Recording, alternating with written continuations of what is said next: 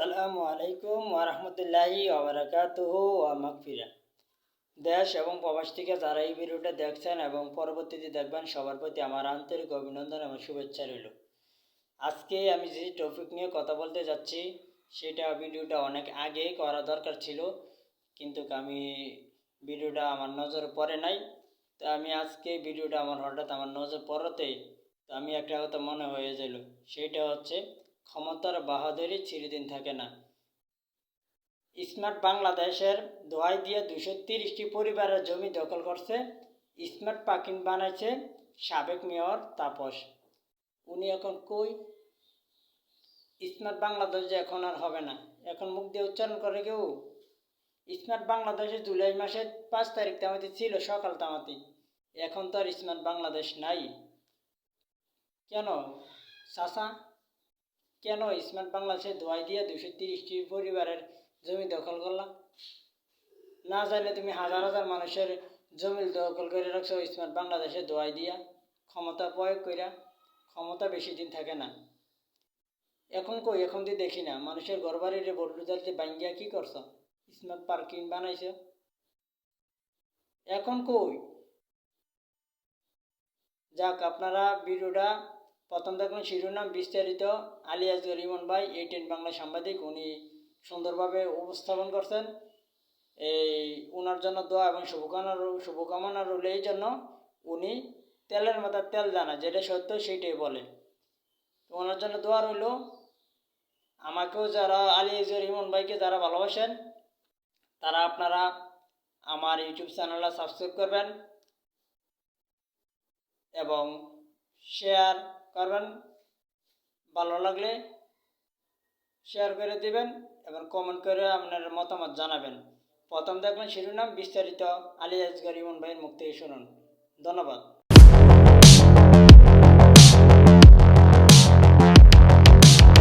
দক্ষিণ সিটি কর্পোরেশনের ওই জালিম সরকার আমাদের উপর দিয়ে বটুজার কেন চালাইলো? তাপস, যার সাথে আপোষ চলে না।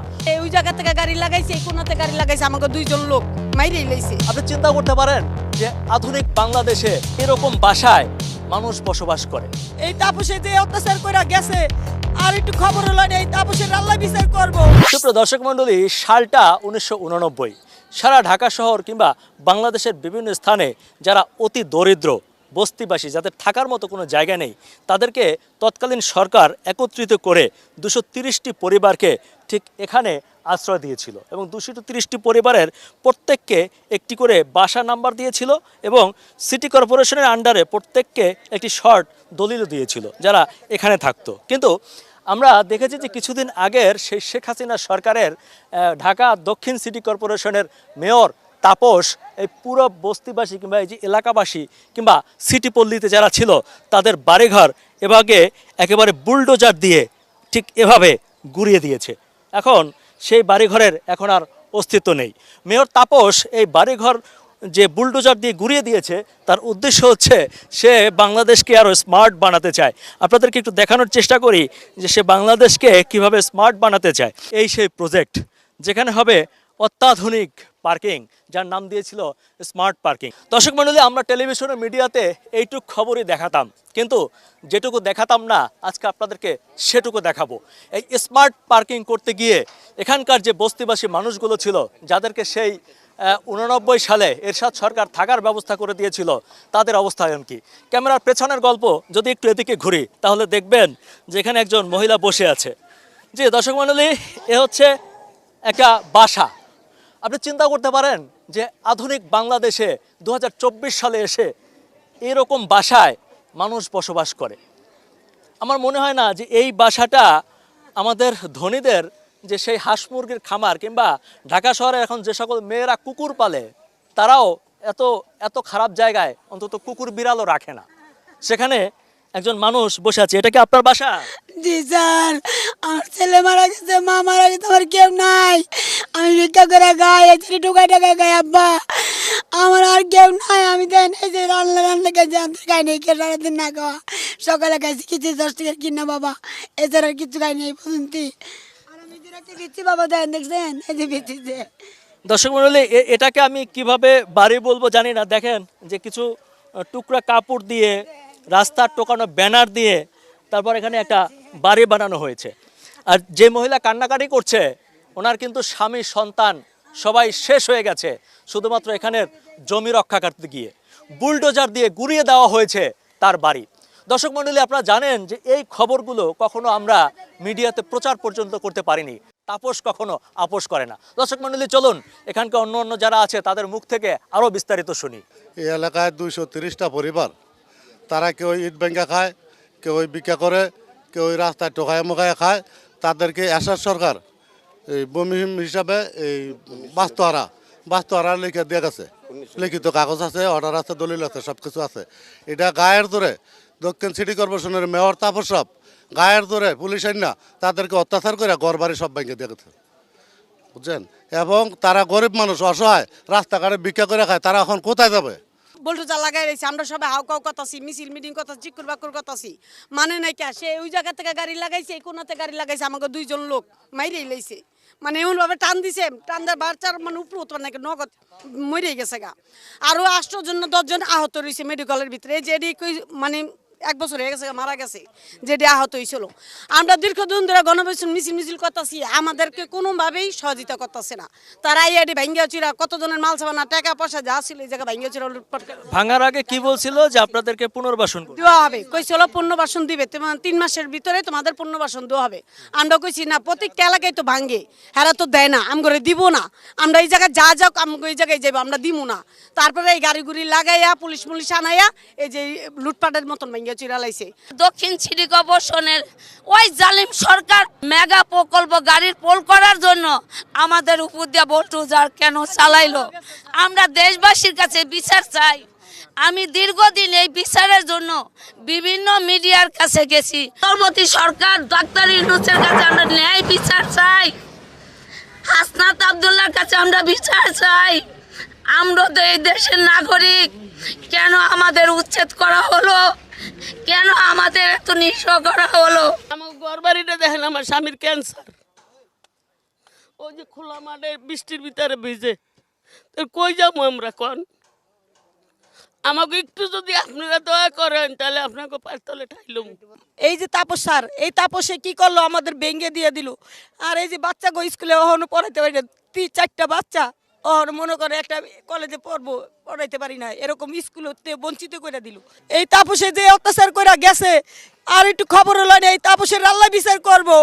ওর যে দূরে রয়েছে, ওখানে কই গেলি? ওখানে তো ঠিকই আগে তো কোনো মুনছে, আমরা হাতে পায়ে ধরা জানি এরকম আসল দিয়ে কইছি যে আল্লাহ তোর বিচার করিস, তুই এই পৃথিবীতে আর থাকতে পারবি না, তুই ঠিকই লন্ডন যাবি, কাঁদতে কাঁদতে কইছি।